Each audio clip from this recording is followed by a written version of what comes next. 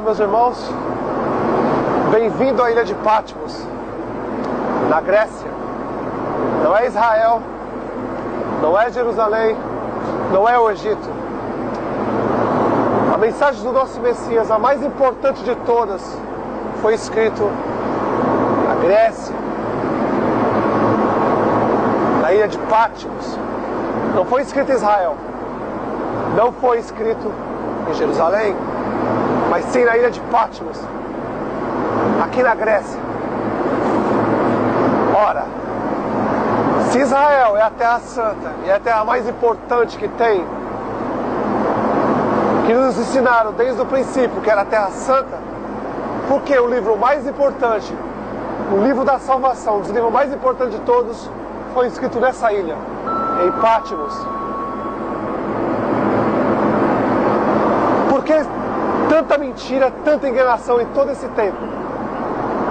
Sempre mentiram pra gente. O sistema religioso faz a cidade de Jerusalém como se fosse a maior cidade, a cidade mais abençoada, a cidade santa, sendo de que santa não tem nada. Jerusalém e Israel, a única coisa que eles têm sobre eles é o sangue dos profetas, o sangue do nosso Messias e o sangue dos apóstolos. Seja bem-vindo à ilha de Patmos, na Grécia. Não é Israel, não é Jerusalém, mas é na Grécia. Porque o Messias disse bem claro que ele ia tirar do povo judeu, ia tirar de Jerusalém, ia dar para um povo que desse os frutos do reino. E esse povo não tem nada a ver com o judeu, não tem nada a ver com Israel, não tem nada a ver. É uma nova geração, um novo povo, um povo que seria, através do Espírito do nosso Pai, seria levado o pão da vida em todos os povos e todas as nações do mundo.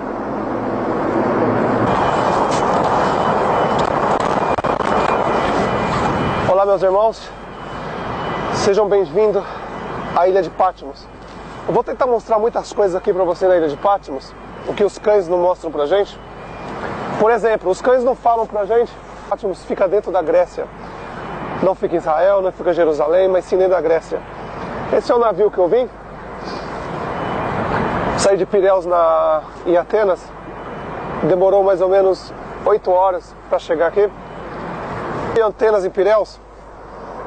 De Atenas a Pireus até aqui foram mais ou menos 8 horas de viagem. Eu escolhi Pireus porque antes de vir para Patmos, eu passei em Tessalonicenses, na Tessalônica, Atenas, depois Coríntios e Gálatas. Mostrar geralmente onde os nossos irmãos, os apóstolos, passaram e escreveram suas cartas, mandando para os nossos novos irmãos, os gregos, depois os romanos e depois todos os povos, nações e línguas do mundo. Esse foi o navio que eu acabei de chegar. Foram 8 horas mais ou menos de viagem. Muito difícil o lugar, foi um dos lugares mais difíceis que eu já viajei na minha vida. Muito complicado chegar aqui. A ilha é pequena, não tem aeroporto aqui, só dá para chegar aqui de navio. Nada. Olá, meus irmãos, bem-vindo à ilha de Patmos. Dando uma olhada aqui para vocês, passando as montanhas que eu estou gravando. Cada dia eu vou num lugar diferente para gravar para vocês dar uma olhada como que é a ilha de Patmos. Essa ilha é a mesma do nosso irmão, o apóstolo João. Note uma coisa, o que ele viu há quase 2000 anos atrás não mudou nada. O que você está vendo hoje é o que ele viu naquela época, essa ilha. Olha para você ver a cor da água, como que é. Um lugar limpo, um lugar bonito. Agora eu te pergunto, por que o nosso Pai escolheu a ilha de Patmos, que não é na Israel, não é em Jerusalém, mas sim na Grécia, para revelar o livro de Apocalipse? É muito simples entender. Se você notar as escrituras, você vai ver que grande parte das escrituras, nosso Pai fala de montes, montanhas, que quando chegar a hora, todas as ovelhas têm que sair das grandes cidades para as montanhas. As ovelhas somos nós. E para as montanhas, que nosso Pai nos preparou um lugar lá durante 1260 dias, que será provavelmente agora, quando o 8º rei assumir seu trono.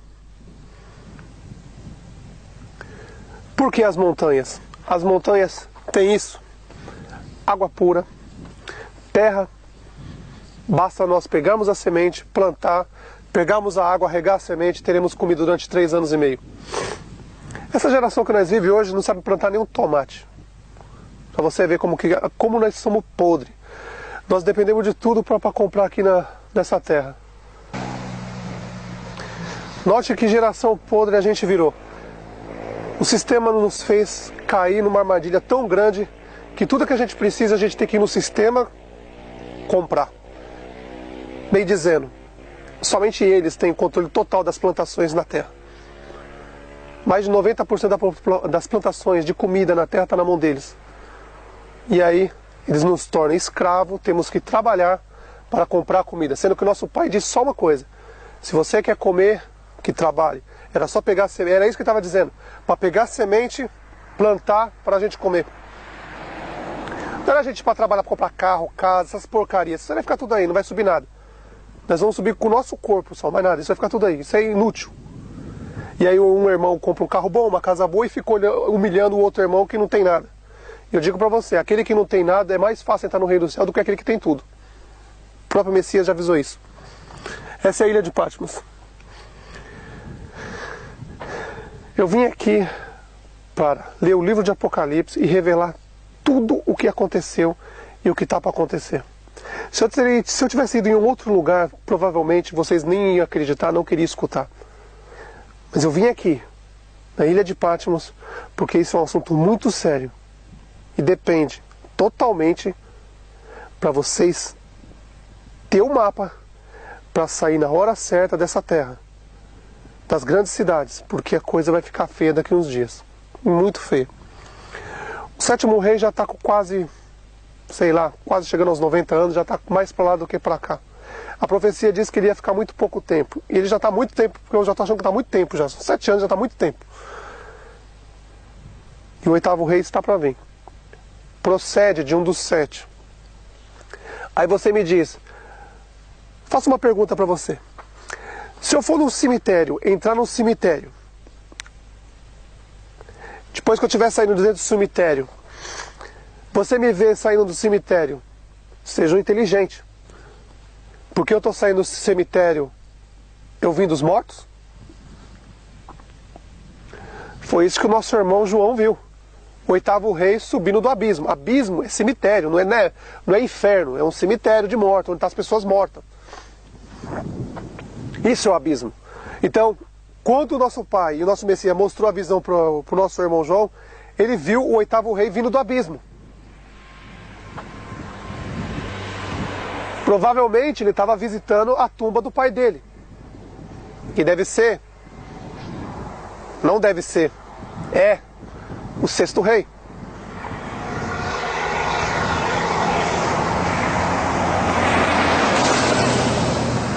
Agora eu faço uma pergunta para vocês. Imagine comigo, você vai num cemitério à noite, à tarde, vamos supor, num cemitério à tarde, num velório à noite de um amigo, de um parente, de qualquer pessoa, e você está ali no cemitério, que no passado se chamava abismo. Abismo dos mortos. Você está dentro do cemitério, aí você decide ir para casa. Do outro lado da rua tem algumas pessoas. As pessoas veem você saindo de dentro do cemitério, do abismo dos mortos. Isso significa que você veio dos mortos? Os cães, os pastores, a religião, o sistema religioso ensina pra gente que o 8º rei vem dos mortos.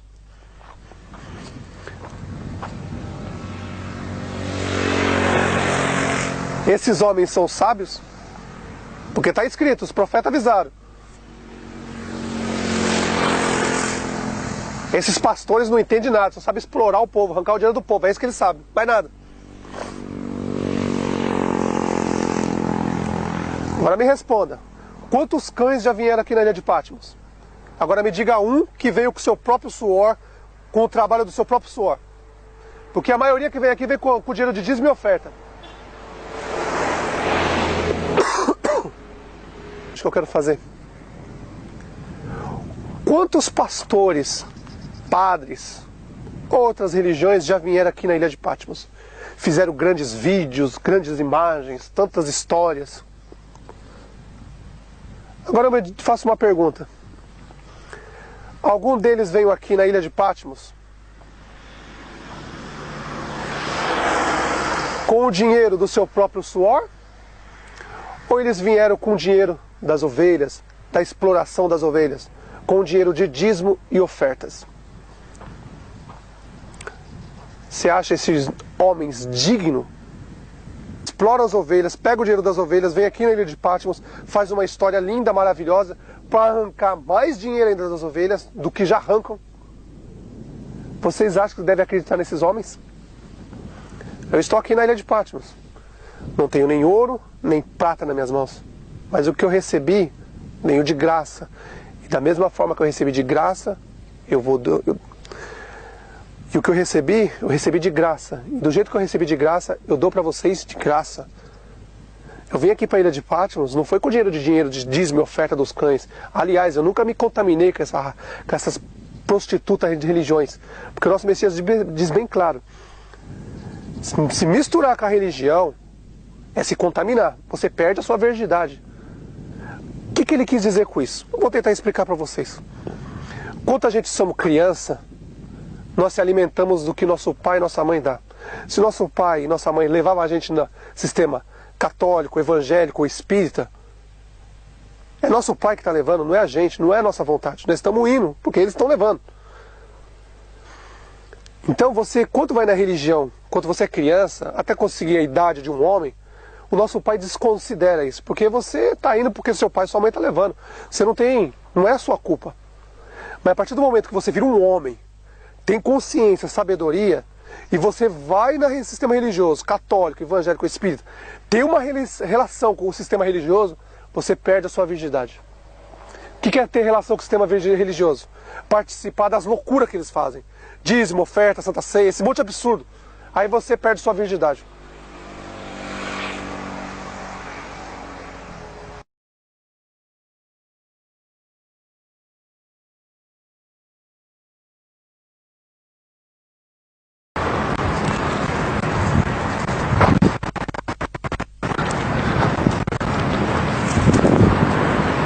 Olá, meus irmãos.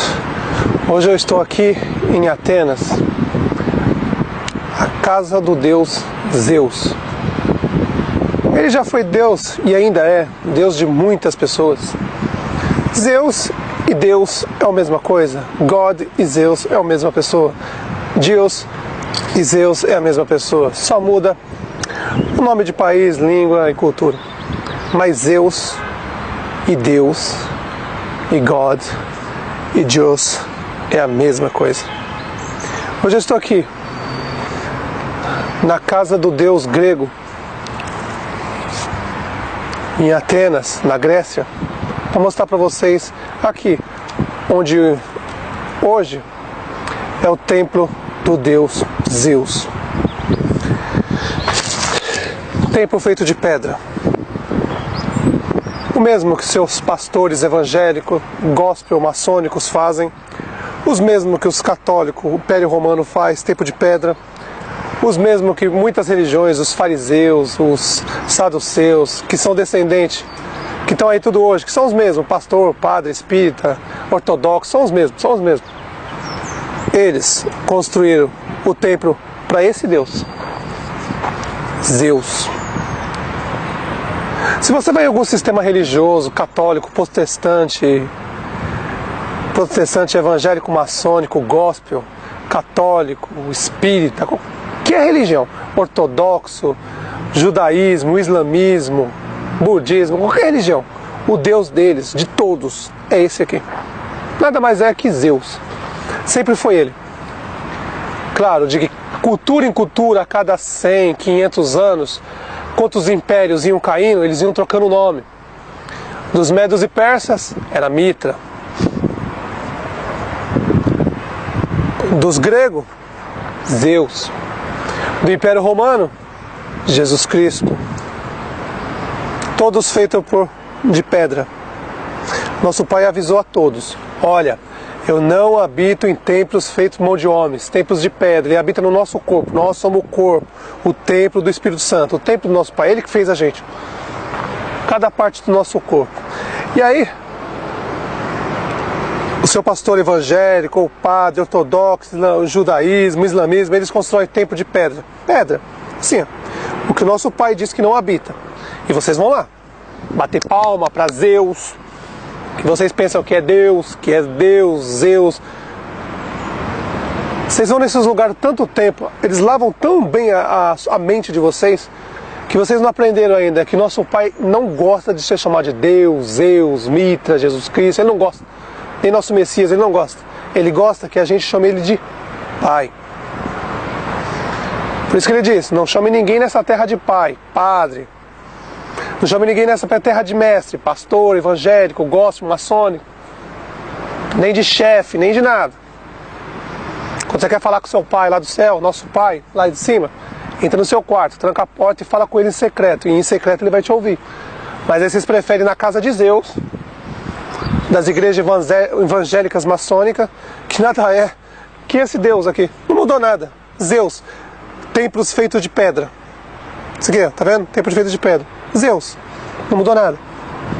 Aí você vai lá, bate palma, diz glória a Deus, paga dízimo e oferta para Zeus. Não para o nosso Pai que está no céu, mas para Zeus, para Jesus Cristo. Você paga para eles. Não para o nosso Pai. Que Ele disse, Ele não habita em templo feito de homens, não habita em templo feito de pedra. Aí vocês vão lá, enganado, gosta de ser enganado. Vocês gostam de ser enganado. Estive em Tessalonicenses, mostrei para vocês que lá, nosso irmão Paulo, ou Shaul, ou qualquer outro nome, que cada um dá um nome diferente para nossos irmãos, não importa, para esses, não importa tanto o nome, porque o importante é as cartas que eles mandou para a gente, dando referência como seriam os últimos dias, e como agradar ao nosso Pai e ao nosso Messias. E aí esses hipócritas, filho do diabo, diz que Paulo montou templos feitos de pedra, em Tessalonicenses. Eu fui lá, não montou não, mentira.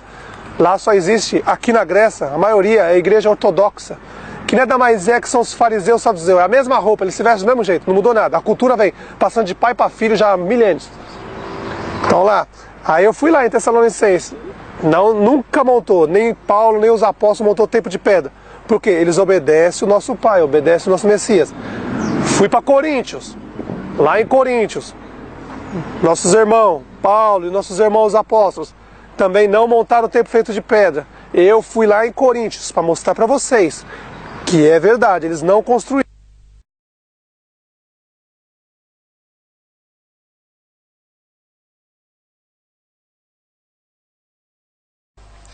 Olá, meus irmãos. Estava passando pelo caminho entre Tessalonicenses e Atenas. No meio do caminho eu vi esse lugar.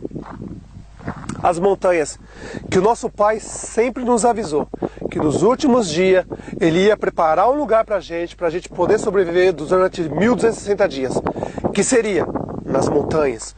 Por que nas montanhas?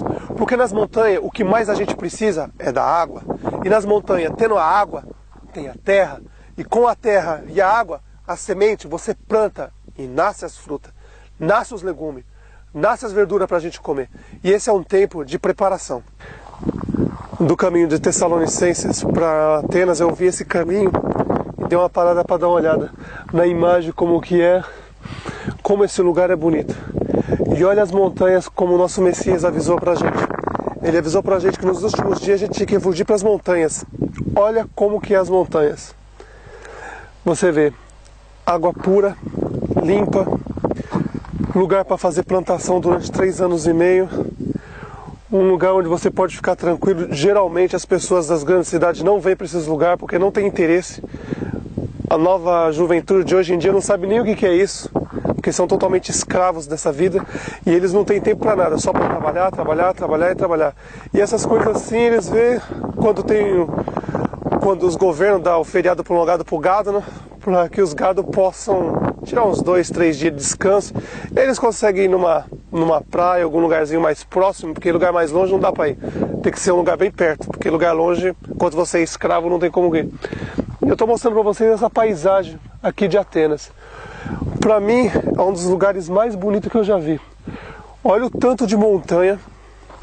Dessas montanhas corre muita água doce, o que nós precisa para sobreviver, água doce.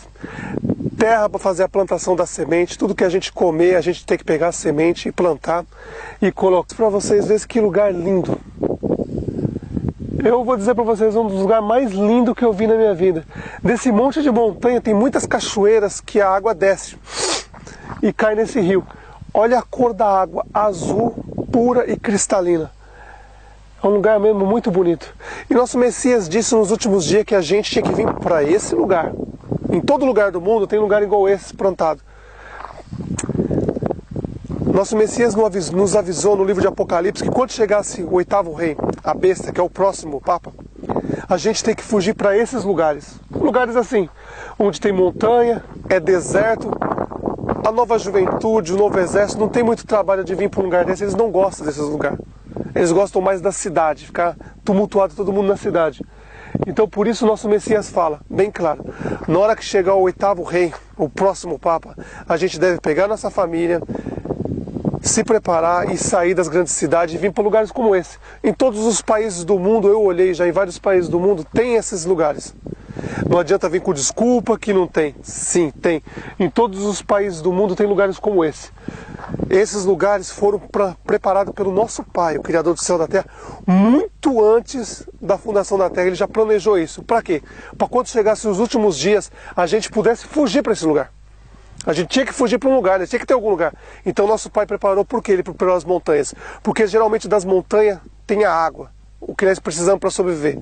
E com a semente que a gente vamos levar para lá, a gente vai fazer o quê? Pega a semente, planta, pega a água, rega a semente, daqui uns meses já começa a nascer, e aí vai. Toda semana, você catou uma fruta, comeu, tira a semente e planta.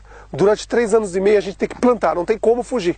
Não vai esperar que você vai sentar numa cadeira, vai pegar uma água, e quando precisar de uma água gelada, você vai falar para Deus jogar pedrinha de gelo do céu para você, que Ele não vai jogar. Ele já disse que não vai fazer essas coisas. Isso é responsabilidade nossa. Se a gente quer comida durante esses 3 anos e meio, a gente vai ter que plantar, a gente vai ter que pegar a semente, plantar, para que Ele faça nascer a fruta, o alimento para a gente poder comer. A partir do momento que nós plantamos a semente na terra, nós já fizemos a nossa parte. A próxima parte é do nosso Pai. E o nosso Pai não vai deixar nenhum filho desamparado. Se você fez o que Ele pediu, foi obediente, fez o que Ele pediu, você pode ter certeza. Se você pegou a semente, plantou, jogou a água, Ele automaticamente faz crescer a fruta para nós ter um alimento para comer. Durante 3 anos e meio, a gente vai comer só geralmente coisas puras, fruta, legumes, essas coisas. Geralmente morte, sangue, animais não vai ter, porque no reino do céu, não se esqueça, esses últimos 3 anos e meio é a preparação para o milênio, que lá no milênio não tem morte mais. Então a gente já tem que começar a se preparar, porque lá nós não vamos matar animal para comer, porque acabou, a morte não existe mais. E nós vamos viver do quê? De sementes, de frutas, verduras, dessas coisas. Aí você diz, a gente não vai comer porque a gente vai ter espírito. Não, não. Se você vê, o Messias veio para a terra, virou carne e osso, o reinado dele vai ser durante 1000 anos, ele é carne e osso, igual a gente. Enquanto ele estava na terra, foi crucificado, ele subiu, os 2 anjos desceram da terra e falaram, tá vendo ele? Ele subiu o homem e vai descer nessa terra como homem, carne e osso, igual eu e você. O dia que a gente vir, acabar os 1290 dias do reinado da besta, o 8º rei, depois dos 1290 dias, cairão os 7 flagelos durante 45 dias. Quanto completar? 1335 dias, desde o primeiro dia do reinado da besta, até os últimos dias do flagelo, que são 45 dias, o total são 1335 dias, pode olhar para o céu que o nosso Pai está aparecendo no céu. Então é isso que eu estou preparando para vocês. Prepare já lugares para você ir. Está chegando o tempo, talvez você pense que eu sou um louco, um maluco. Muitos vieram antes. Eu estou dizendo, não me confunda com aqueles veio. Eu nunca peguei nada de ninguém, não quero nada de ninguém. E maldito serei se um dia eu pegar uma moeda de 1 centavo de alguém. Tudo que eu faço é por amor ao próximo, amor aos nossos irmãos. E estou avisando vocês, porque a mensagem veio, o pão da vida veio, eu recebi o pão da vida e estou passando para vocês. Do jeito que eu recebi de graça, eu passo para vocês. O lugar é esse, em todo lugar do mundo. Longe da grande cidade, é o mais importante, longe das grandes cidades. Porque você saindo das grandes cidades, geralmente exército, polícia, eles não vão se preocupar com esses lugares no começo. Eles vão se preocupar só no final. Primeiro eles vão se preocupar com o tumulto nas grandes cidades. Aí quando tiver resolvido o tumulto, que nunca vai se resolver, é difícil, não tem como resolver, porque vai ser praga sobre praga, e as duas testemunhas vão estar andando na cidade. A besta é o próximo papa. O falso profeta é o pastor da maçonaria que vai ser escolhido. Provavelmente vai ser escolhido nos próximos meses. E na hora que a besta assumir, ele vai dar o poder também para o falso profeta, que é um pastor evangélico, ou um governador, eu não sei, um presidente, eu não sei. É um evangélico, é um maçom e ele vai vir. E os dois vão reinar na terra durante 1290 dias. Esses 1290 dias é para isso. Enganar o povo, colocar a marca da besta na mão direita, que já vai começar nos Estados Unidos dia 1º de março, já vai começar. Se você não tiver um microchip na sua mão, a partir do dia 1º de março, você não pode mais usar os hospitais. E provavelmente 2014, que é um ano muito importante, preste atenção, 2014, nosso Messias avisou bem claro, que os primeiros que construíram o Templo de Salomão seriam os últimos. E pelo incrível que pareça, o Oriente é o primeiro continente, o Ocidente é o segundo continente, o Norte é o terceiro continente, e o Sul é o quarto continente, e o último continente. Por incrível que pareça, a profecia está se cumprindo. O primeiro construíram lá no Oriente, em Jerusalém. E agora eles estão construindo no Sul, o último continente. E provavelmente a América do Sul foi escolhido para isso. Prestem muita atenção. O nosso Messias disse bem claro que nos últimos dias, para cumprir a profecia, todos os povos do mundo deveriam estar em algum lugar. Num lugar no mundo. E olhe bem, 2014 a 2017 a América do Sul vai fazer a Copa do Mundo e as Olimpíadas. Todos os povos, nações e línguas estarão na América do Sul. Vocês tomem muito cuidado porque provavelmente em 2014, 2017, provavelmente é a tribulação. Quase que certeza, não tem como dizer isso, mas provavelmente sim. Porque na hora que o Templo de Salomão ficar pronto, é o tempo que eles vão reunir todos os maçons do mundo, todos os povos do mundo, para trazer para a América do Sul, para mostrar a estrutura que eles fizeram do Templo de Salomão. Estão gastando milhões nisso. E por incrível que pareça, a profecia está se cumprindo detalhe por detalhe. Não tem como fugir. Não tem como fugir. A profecia está se cumprindo e vai se cumprir. 2014 a 2017, provavelmente, o oitavo rei está esperando só um detalhe. O oitavo rei não sabe como matar as duas testemunhas. Eles ainda não sabem. Mas ele vai saber muito em breve. Porque quando ele souber como matar as duas testemunhas, ele vai vir. E vai vir com força. Porque durante 1290 dias ele vai reinar sobre essa terra. E as duas testemunhas vão ser pedra no caminho dele. Eles vão dizer uma coisa, a besta e o falso profeta vão dizer uma coisa, e as duas testemunhas vão dizer outra. Vai ser um caos total na terra. O falso profeta e a besta vai colocar o mundo inteiro contra as duas testemunhas. E aí, meus irmãos, vocês vão ter que fazer uma escolha. Não tem como seguir dois pastores. Ou nós seguimos o nosso Messias, que é o nosso pastor, o nosso verdadeiro pastor, que morreu. Presta atenção. O verdadeiro pastor dá a vida pelas ovelhas. Ele morreu. Você não vê nenhum pastor hoje em dia morrendo por ninguém, não. Pelo contrário, só vê explorando. E não só pastor, como padre ortodoxo, como espírita. Só explora os irmãos. É para isso que eles vieram no mundo. Enganar e explorar. E assim eles vão fazendo. É um trem desgovernado, pastor no controle, padre no controle, padre ortodoxo no controle, espírita no controle. Um bando de louco no controle. E ali, atrás, o povo sem saber de nada, totalmente alienado, como escravo, só trabalho para casa, casa, trabalho. Em vez de pegar as escrituras, o pão da vida e ler, eles preferem ficar assistindo novela, assistindo futebol, preferem ficar falando mal da vida dos outros, ir na igreja bater palma para Jesus Cristo, comer o sangue, o pão de mitra, que é lá nas igrejas evangélicas que estão dando, sangue, o pão de mitra, que antes de ser mitra, preste bem atenção, foi feita uma troca muito grande nisso. Os hebreus trocaram o nome do Messias para Yahushua. Depois os judeus mudaram o nome do Messias para Yeshua. Depois vieram os medos e persas, mudaram para Mitra. Depois os gregos invadiram as medos e persas, conquistaram o mundo, colocaram o nome de Jesus. Depois o Império Romano veio, tomou todo o controle do mundo todo e mudou o nome para Jesus Cristo. O que todo mundo segue hoje. E aí, meus irmãos, é muito difícil. Porque o nome é bem claro. Eu não vou acreditar em ninguém. Eu acredito no profeta Isaías. Porque o profeta Isaías falou bem claro lá. E Marcos avisou. Aparece 2 vezes o nome do Messias nas escrituras. Mas ninguém quer acreditar. O nome do Messias está lá bem claro. Eu já peguei as escrituras antigas de mais de 500 anos, 700 anos, 800 anos eu vi. Tá lá, o nome do Messias é bem claro, Emanuel. Mas ninguém quer acreditar nisso. Vocês preferem seguir homens. As pessoas estão saindo aí da América do Sul, indo pro vômito da América do Norte, da maçonaria, vai pro vômito da central da grande loja da maçonaria na Inglaterra, se alimenta do vômito da grande loja, depois vai para Roma, se alimenta do vômito de Roma, depois vai para Grécia, se alimenta do vômito de Grécia, depois vai para os Medos e Persas, se alimenta do vômito dos Medos e Persas, depois vai para Jerusalém, Judá, terra de Judá, a terra que eles dizem que é a terra santa, que eles dizem.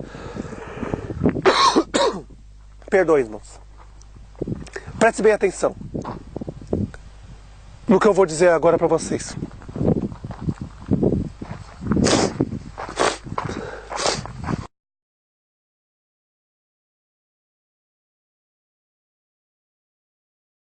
Tá caindo a noite aqui em Patmos.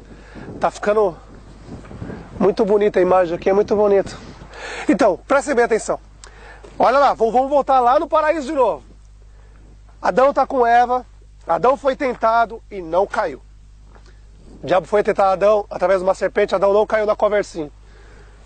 E aí, o diabo viu que não tinha como tentar Adão, foi na carne, foi no sangue dele, no sangue dele. Essa historinha voltou de novo, depois de 2.000 anos, muitos anos, quer dizer, mais de 6.000 anos, quer dizer. Voltou de novo a historinha, olha, minha mulher é minha carne, é meu sangue. Se sua mulher, hipócrita, é sua carne e seu sangue, você não é digno de entrar no reino do céu. Porque o Messias falou bem claro, aquele que não largar pai, mãe, mulher, filho, tudo em meu nome, não é digno de mim. Ele é a nossa carne, ele é o nosso sangue. Quanto a gente se alimenta do pão da vida, que é ele, a gente se une ao corpo dele. E aí a gente tem que levar o pão da vida para nossa mulher, para o nosso pai, para nossa mãe, para eles fazer parte do Messias, não fazer parte da gente, que nós não somos podres. Eles têm que fazer parte do Messias. Nós temos que levar a palavra para a pessoa fazer parte dele, não nós, nossa mulher, família, fazer parte de nós. Porque se nós fazermos isso, nós cometemos o mesmo erro de Adão e a gente cai e vai para o inferno junto com eles. Não tem jeito. Mas é difícil, né? É difícil entender. É difícil. Primeiro fala um monte de bobagem do vinho. Ajunto da internet, um monte de gente fala um monte de bobagem, fala tudo sem pensar. Juntamento solene, pior do que os cães. Porque os cães não estão mais nem aí, já estão condenados mesmo. Esses aí já está escrito lá no livro de Apocalipse. Bem claro, os cães estão fora, esses já estão condenados. Agora, o que é isso? O que é isso? Vamos analisar as escrituras corretamente para não ter esses problemas, porque está acontecendo coisas absurdas na internet. Fica fazendo juntamento solene, falando um monte de besteira, um quer defender o irmão, e aí o irmão faz um erro, quer defender o irmão e acaba se atolando ainda mais no esterco. Por quê? Nosso Messias disse bem claro, não aceita elogio de homens. Isso é para nós, não ficar aceitando elogio. Cada um tem que fazer sua obra aqui nessa terra e acabou. Não tem que ficar um elogiando o outro, não. Ficar elogiando, ai, você nisso. Não tem essa, não. Nós estamos numa guerra que daqui a uns dias está acabando essa guerra. Mas vocês preferem ficar tendo os status de estrela na internet. Coisa absurda. Coisa absurda. E aí eu ajunto, começo a falar um monte de besteira. Não pode fazer isso, não pode fazer aquilo. Onde está escrito que não pode fazer? Deixa de ser hipócrita. Tudo que afeta nosso espírito é só ser sábio, não precisa ser inteligente para saber disso. Tudo que afeta nosso espírito, nossa consciência, não faz bem. Porque quando afeta a nossa consciência, nós atacamos o nosso pai. Quando nós afeta a nossa consciência com bebida, qualquer coisa, qualquer porcaria, que tira a nossa consciência, presta atenção, tem que tirar a consciência. Tem que tirar a nossa consciência. Comida, essas coisas não tiram a nossa consciência. Agora, bebida alcoólica, tira a consciência. Aí começa a dançar, fazer um monte de absurdo que os outros faziam no passado. E nosso pai já avisou que não gostava daquilo. Mas aí dizem, onde está escrito que não é para beber? Tá bom, meu filho. Pega seu filho, quando chegar à noite, quem tem filho, quem não tem, ou filho, ou sobrinho, chega à noite, dá um monte de pinga para ele, dá uma chave do carro para ele, manda ele sair dirigindo. Vai lá. Vai lá. Aí ele bate e morre, o pecado é de quem? É dele, que tomou todas e bateu o carro e morreu? Não, meu filho, é seu. E você que deu pra ele. Porque é tão difícil. Por que é tão difícil? Eu vou dizer uma coisa pra você, às vezes é mais difícil trabalhar com os irmãos que estão na nossa volta do que com os cães. Eu quase tomei uma surra dos judeus lá na Inglaterra, lá. Quase tomei uma surra deles. Mas aquelas cobras não tem jeito. Não tem jeito, não. Aí dirigindo assim, ó. A gente é o povo santo. Nós somos o povo santo. Ó, Deus escolheu a gente como seu povo. Pare e pense. Se Deus escolheu aquele povo, presta atenção. O Messias falou bem claro. Ó Jerusalém, ó judeus, nós enviamos profeta para vocês. Vocês apedrejaram e mataram os profetas. O Pai enviou o Messias, o Filho. Vocês apedrejaram, fizeram de tudo para matar o Messias. E mataram. Não foram os romanos não, foram vocês. Foram os judeus. Aí depois os judeus juntou e mandou toda a sinagoga do mundo todo perseguir os apóstolos. Matou todo mundo, sobrou nenhum. Só João conseguiu sobreviver por um milagre. Porque o nosso Messias protegia ele 24 horas. Porque ele sobreviveu por um milagre. Aquele foi por um milagre. O nosso Messias ainda avisou, nos últimos dias, olha, antes dele morrer, ele falou assim, olha, antes de um dos 12 morrer, vocês vão me ver eu vindo. Um dos 12 ia ver. Mas ninguém sabe o dia que vai vir. Só Deus que está no céu, só o Pai que sabe, nem o Filho, nem ninguém. Seus hipócritas, leia as Escrituras corretamente. O Messias, quando morre e ressuscita, ele já podia ter, ele já sabia de tudo, já sabia tudo. Se ele desse naquela época pro povo, aí que o povo entra na gandaia mesmo. Já era tudo maluco. Nosso Messias segurou para a profecia, para quê? Mandou toda em código. Porque senão o povo ia falar assim, falta 2000 anos ainda, vamos detonar, vamos acabar com tudo. Não vai vir mesmo. É isso que eles pensavam. Por isso que o Messias falou, um de vocês 12 vão saber o dia que eu vim, a hora que eu vim, tudo que vai acontecer. Aí nosso Messias escolhe quem? João. Traz aqui para a ilha de Patmos. O Messias manda um anjo, ou ele mesmo, eu não sei. É muito complicado, está escrito ali. Uma parte diz que é o Messias, outra parte diz que é um anjo. E isso aí nós só vamos saber o dia que tiver do lado dele. Aí ele vem aqui, manda o João aqui. O João estava aqui. O João recebe a visão, começa a escrever. Você chega a uma certa parte, o Messias fala assim, olha, essa você não escreve. Só escuta o que vai acontecer. Mas não escreve. Está no livro de Apocalipse, só lê que vocês vão entender. Que essa parte vai ser para o final. Aí eu pergunto. Até quando vai ser difícil desse jeito? Se não tem o que falar, melhor que fique calado. Porque falando na internet um monte de asneira, vocês derrubam uma obra que está sendo feita há muito tempo, para os pequenininhos. Se você diz para uma pessoa, não pode beber para fazer tudo, mas não pode ficar embriagado, o primeiro copo leva o segundo leva o terceiro. Mas se você fosse consciente, tivesse o Espírito Santo mesmo, falava assim, olha, é melhor não tomar nada que afeta o Espírito, porque se afetar, nós atinge o nosso Pai. E atinge mesmo, vai fazer um monte de besteira. Mas as pessoas não querem entender. Aí fica um acreditando no outro, um falando mais asneira do que o outro. Tá com raiva de mim? Tá com ódio? Tá escrito. Ou você acha que eu vim pra cá pra ser elogiado na internet? É verdade. O povo aqui tá tudo louco. Ajuntamento solene, falando um monte de besteira, um monte de asneira. Olha,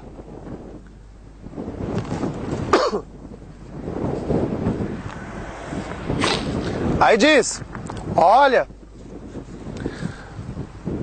não gosto de falar de Illuminati, não gosto de falar maçonaria. Pra mim, vou fazer uns vídeos falando sobre isso só pra vocês entenderem, mas eu não gosto. Porque esses caras estão com tanto medo, mas vocês não percebem isso.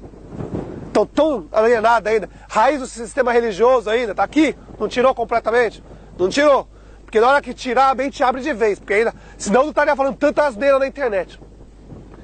Tá lá, vamos lá.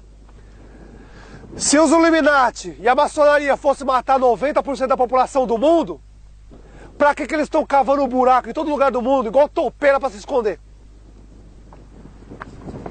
Será que vocês não conseguem analisar? Que eles têm as escrituras original na mão e eles sabem o dia que o Messias vai vir?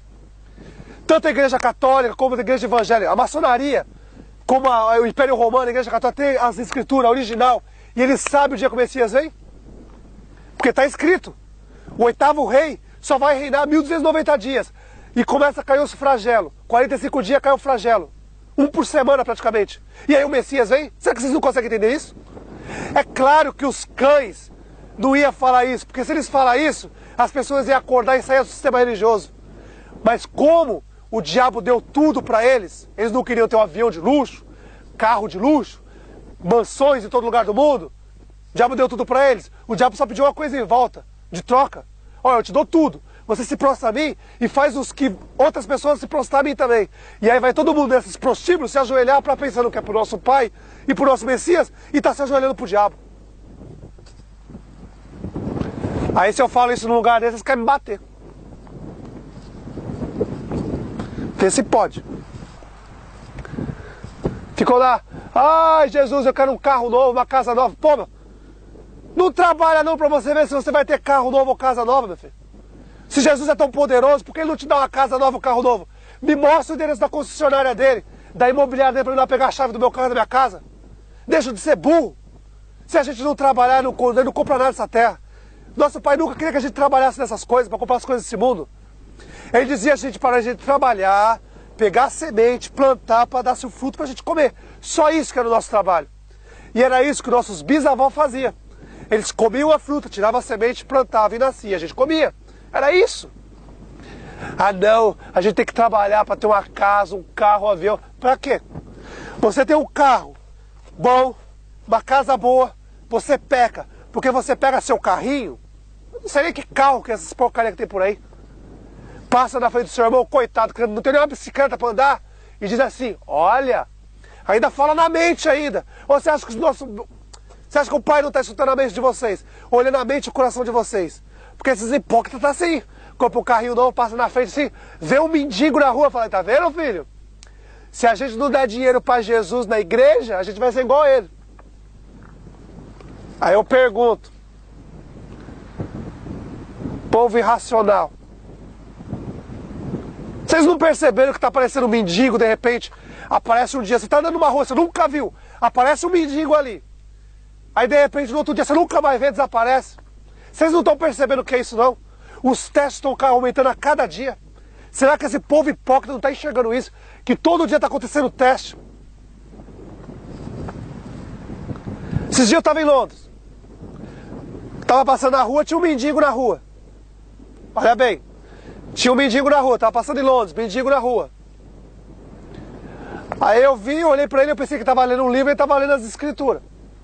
A Bíblia.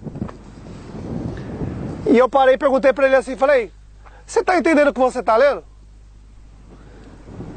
Aí ele disse, eu tô.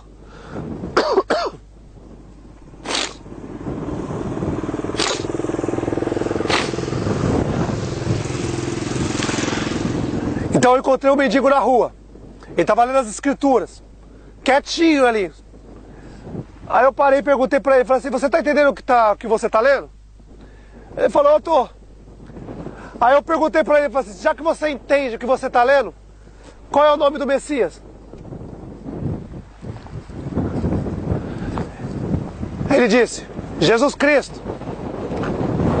Eu olhei para ele, você está mentindo. Você não vai me enganar não. Ele olhou no fundo do meu olho e me disse o nome do Messias.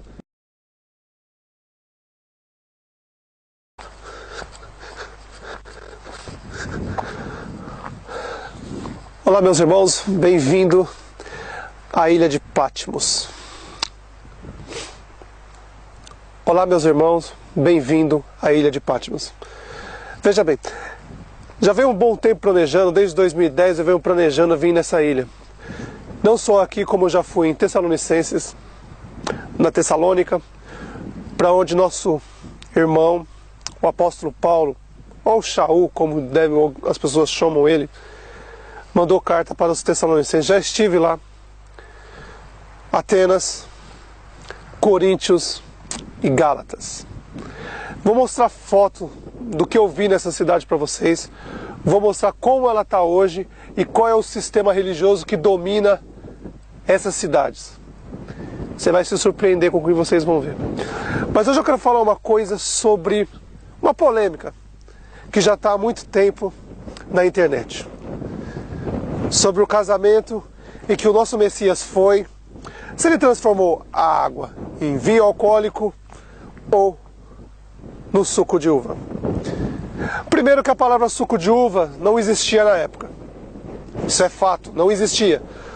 Tudo que se espremia, tirava a polpa da uva, se chamava vinho da uva. Esse é o primeiro fato. Mas talvez muitas pessoas ainda dizem, não, que ele deu vinho porque as pessoas queriam. Muito bem, eu vou tentar explicar para vocês. Vou fazer uma demonstração e vou dar um exemplo para vocês de um casamento. Vamos supor que você vai a um casamento. Quando você vai a um casamento, geralmente tem pessoas de todas as religiões misturadas. Tanto católico, evangélicos, espíritas e talvez muçulmanos e judeus no meio. Imagine você nesse lugar. Você chega nesse lugar, esse povo naquela época, não existia internet, computador, não existia nada.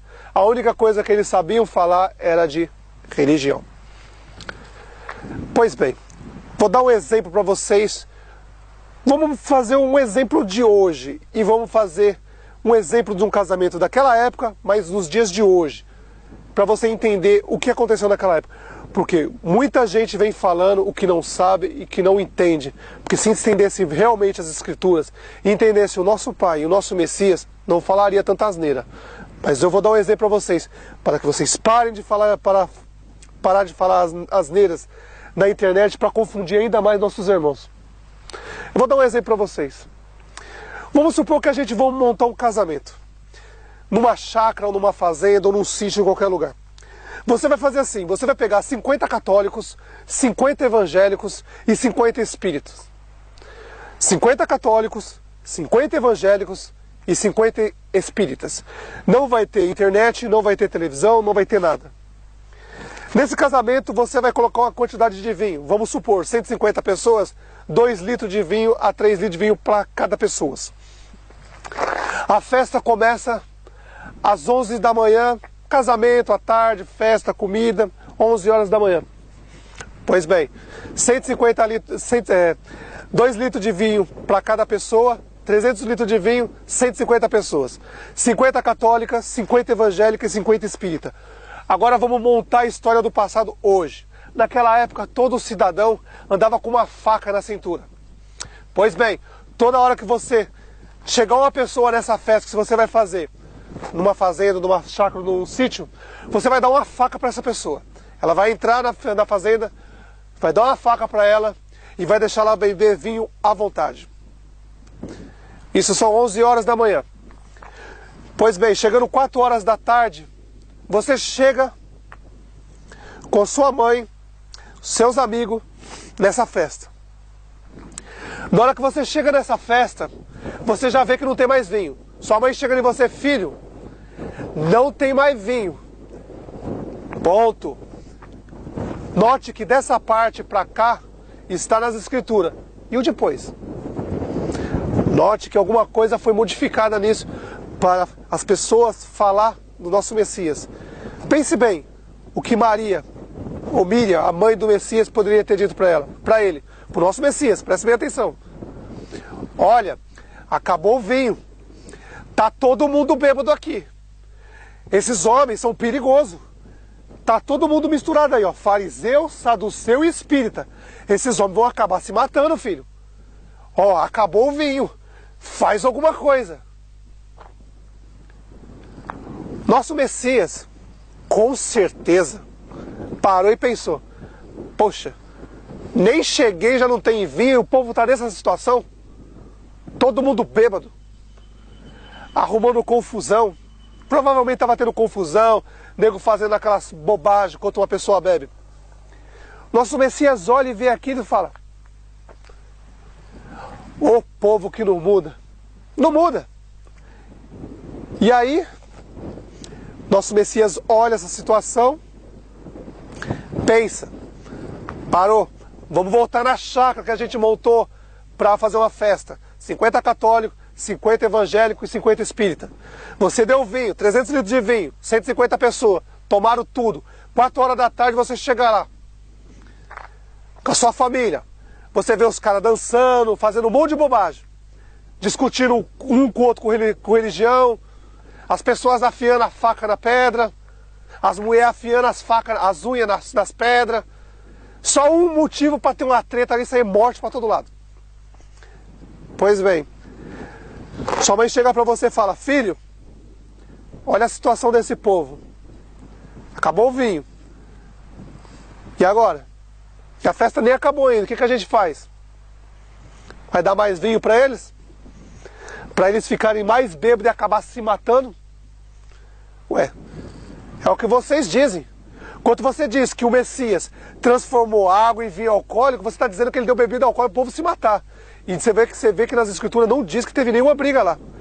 E provavelmente quando ele chegou nesse dia, a situação devia estar muito grave lá. E o que ele fez? O que ele fez?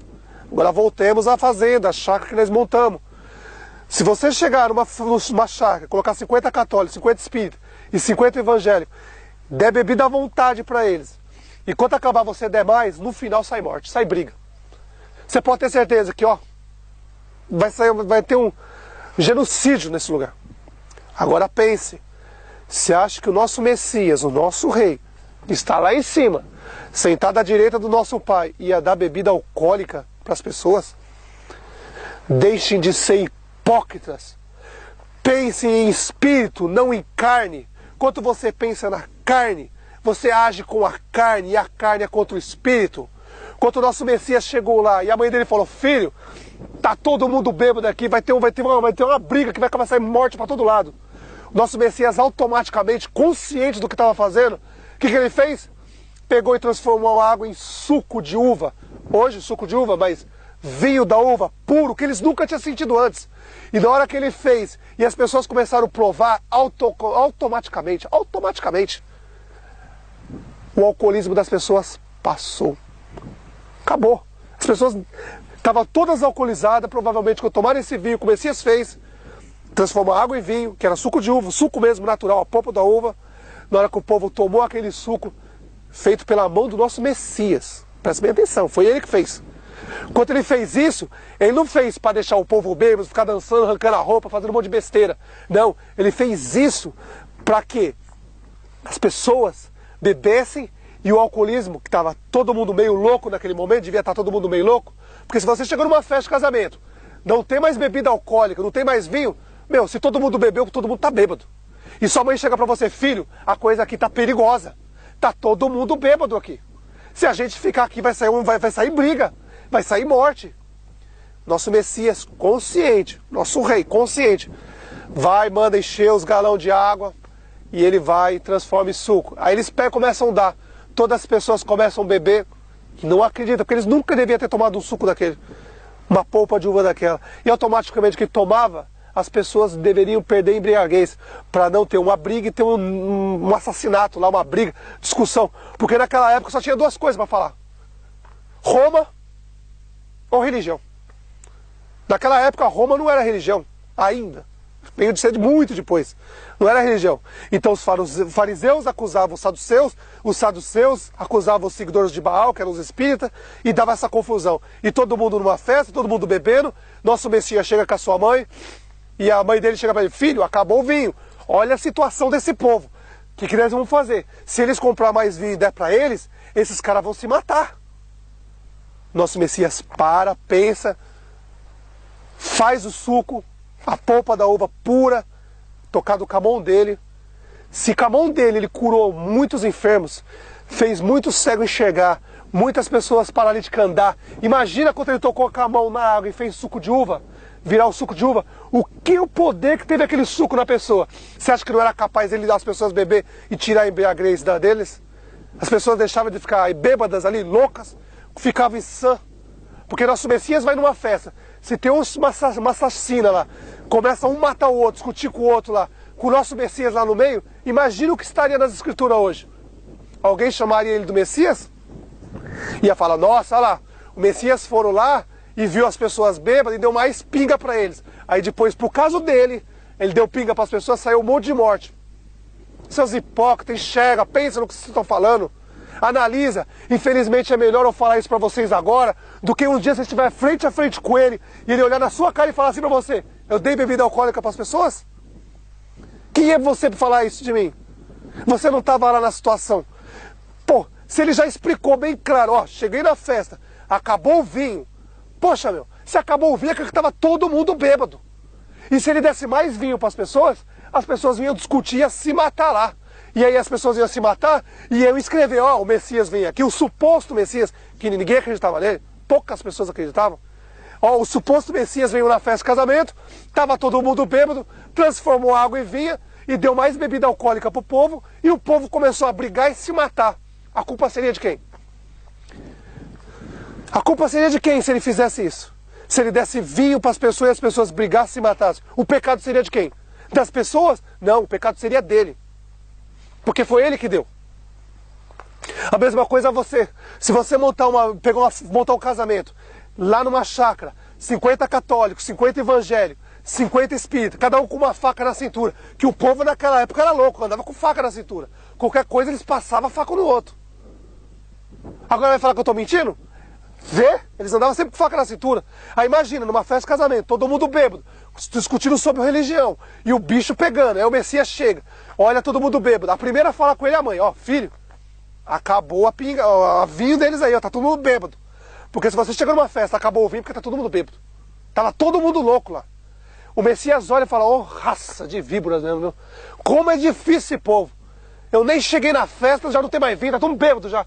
Devia ser de tarde ainda, devia ser de tarde. Tava todo mundo bêbado.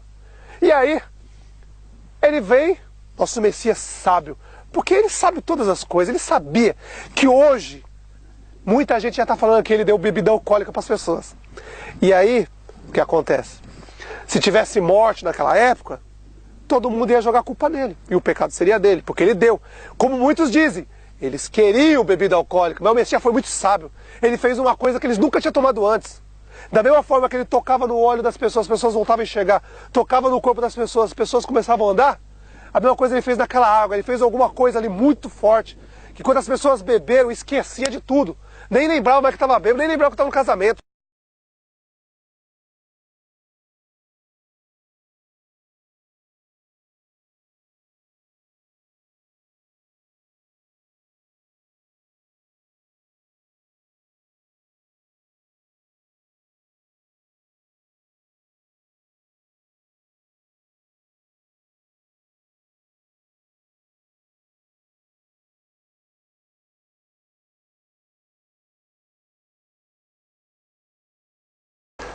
Olá meus irmãos, bem-vindo à Escócia.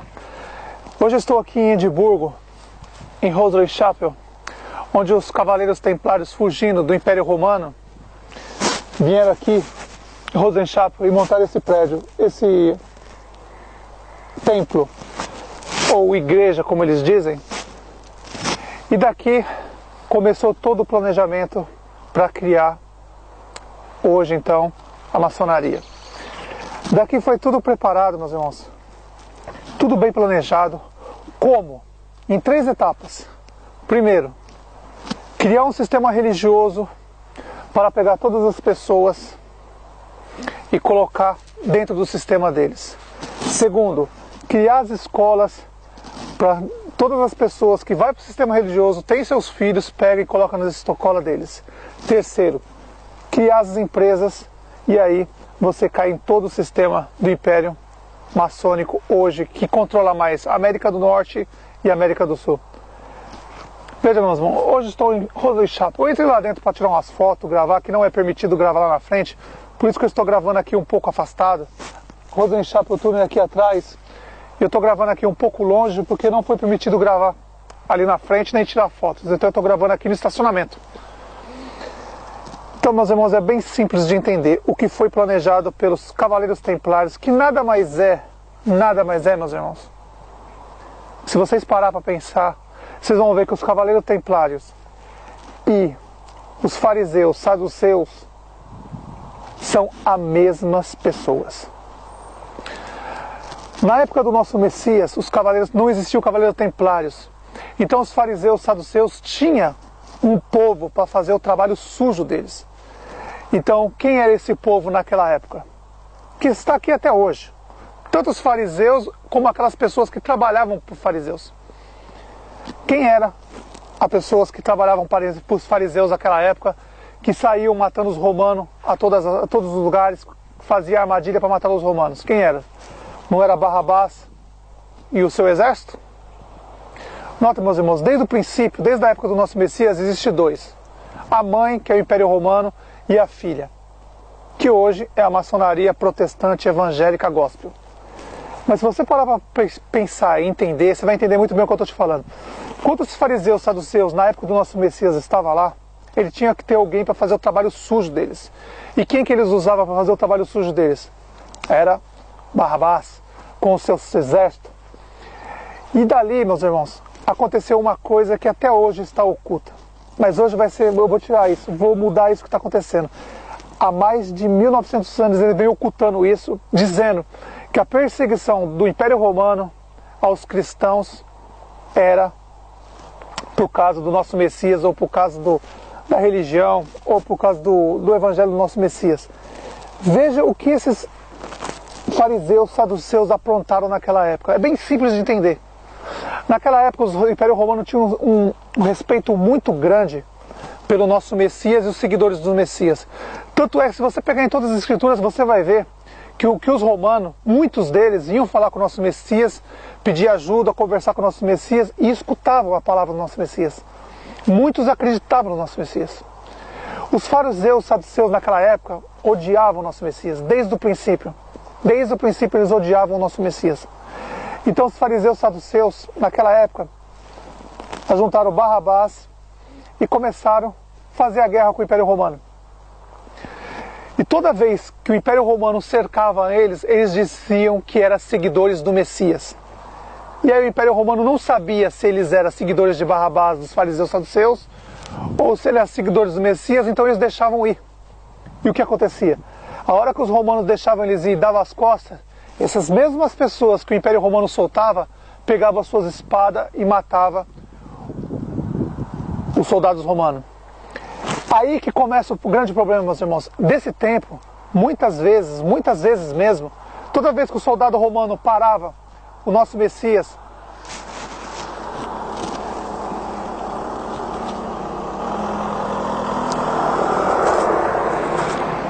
toda vez que o Império Romano encontrava uma pessoa na guerra contra os fariseus saduceus, porque os fariseus saduceus sempre tiveram Barrabás como o exército deles. Os fariseus saduceus naquela época já pegavam dízimo e oferta das pessoas e pagavam para Barrabás matar os romanos. Desde o princípio. Depois de Barrabás, aquele povo de Barrabás que fugiram do Império Romano, conseguiram sobreviver, saíram fugindo pelo mundo todo.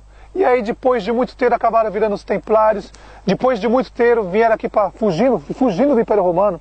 Vieram aqui para a Escócia, em Edimburgo, se escondendo do Império Romano e acabaram aqui planejando um novo exército, a maçonaria. E daqui começa o planejamento de escravizar todo o povo da América do Norte e da América do Sul. Porque se eles viessem para o lado da Europa, eles iam ter problema com o Império Romano. E aí, se eles viessem e fossem para o lado do Império Romano, ia ter guerra e eles iam acabar sendo mortos. Desde o princípio eles são perseguidos pelo Império Romano e mortos. Todos eles, desde o princípio. Sempre aconteceu isso. Sempre teve a mãe, que é o Império Romano, das religiões, e a filha. Desde o princípio foi assim. E hoje, depois de muito tempo, já quase 1990 anos da morte do nosso Messias, 1995 mais ou menos antes da morte do nosso Messias, eles estão aí do mesmo jeito. O Império Romano está lá, intocável, até hoje não caiu.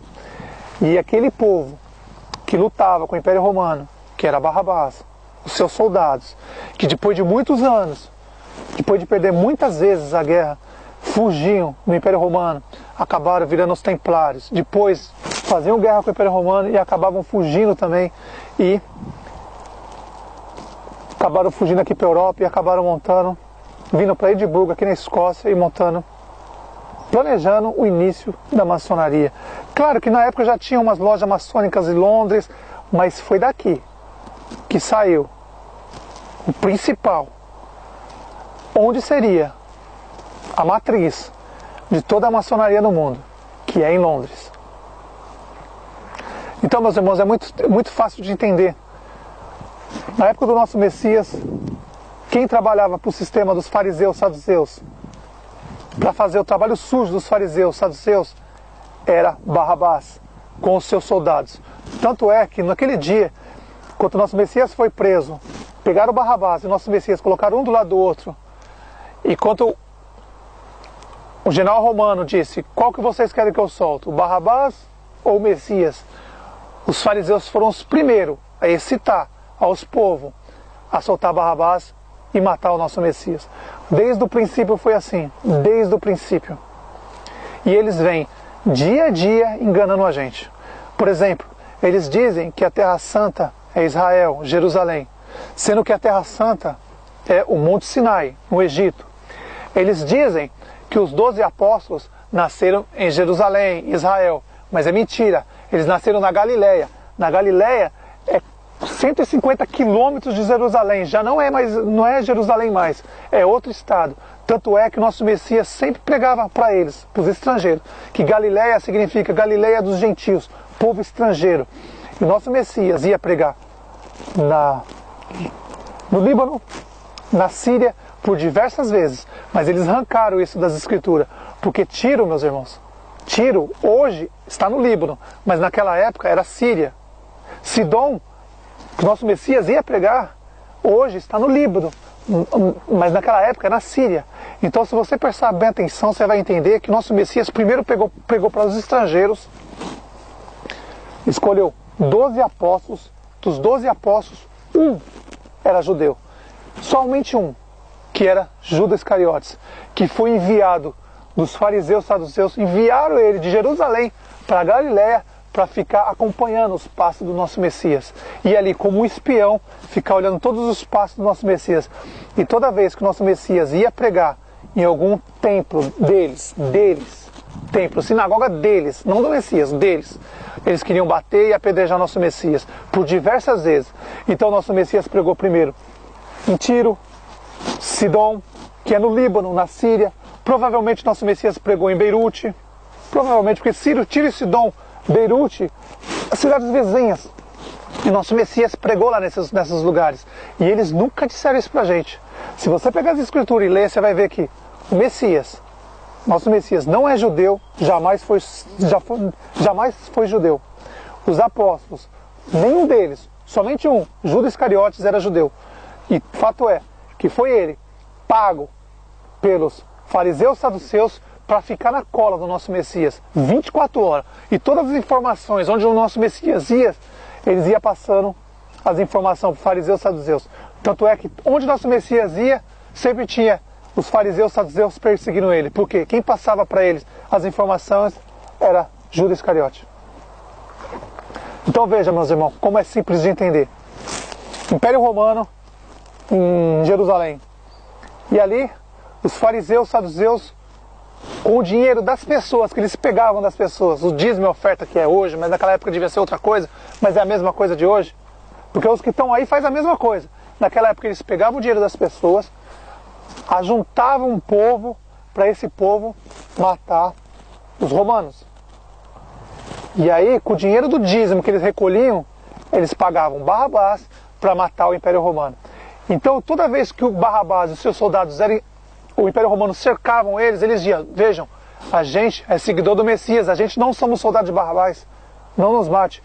E essa farsa foi fazendo isso acontecer de várias vezes, até um ponto que o Império Romano, toda vez que o Império Romano prendia os seguidores de Barrabás e eles fingiam ser seguidores do Messias, falavam: veja, nós somos seguidores do Messias, nós nós não fazemos guerra, nós queremos paz. E aí o que eles faziam? Eles mentiam e toda vez que o soldado dava as costas, eles matavam os soldados romanos. Até o fato que o Império Romano um dia fala assim, vejam, se vocês não conseguem saber quem é os seguidores do Messias e quem é os seguidores de Barrabás, dos fariseus e saduceus, matem todos, porque é muito difícil saber quem é quem. Então, meus irmãos, foi bem claro o que aconteceu. Isso estava em oculto durante muito tempo. Vejam bem, Barrabás trabalhava para os fariseus e saduceus. Barrabás era os templários da época. Claro que depois mudou para templário, depois maçonaria. Mas são os mesmos que estão aí hoje. São os seguidores dos fariseus e saduceus. Se você for numa igreja protestante evangélica maçônica, eles são contra o Império Romano, a igreja católica. São eles que estão aí. Mãe e filha. O Império Romano é a mãe das religiões, a mãe de todas. E a filha é aqueles seguidores de Barrabás, dos fariseus e saduceus, que estão aí até hoje. Ficam sempre na cola do Império Romano. Então, meus irmãos, foi bem claro o que aconteceu. Os fariseus e saduceus contrataram Barrabás, pagavam para Barrabás matar o soldado romano, o Império Romano. E toda vez que o Império Romano cercava os soldados de Barrabás, Barrabás falava, vejam, eu não sou soldado, eu sou seguidor do Messias, não me mate. E eles não matavam. Só que na hora que o soldado dava as costas para os seguidores do Barrabás, que eles diziam que era do Messias, mas era de Barrabás, e aí dava as costas e os soldados matavam eles, isso aconteceu diversas vezes. E aí, quando o Império Romano viu que não dava para saber quem era seguidor do Messias e quem era seguidor de Barrabás, saiu a ordem de Roma, bem clara. Se vocês não sabem quem é quem, matem todos. Porque se vocês não matar, vocês vão dar costa para eles, vão te matar. E assim começou as perseguições que eles dizem, meus irmãos. Eles dizem que a perseguição é para os cristãos, mas não, meus irmãos, nunca foi. A perseguição do Império Romano sempre foi para o povo de Barrabás, aqueles soldados de Barrabás.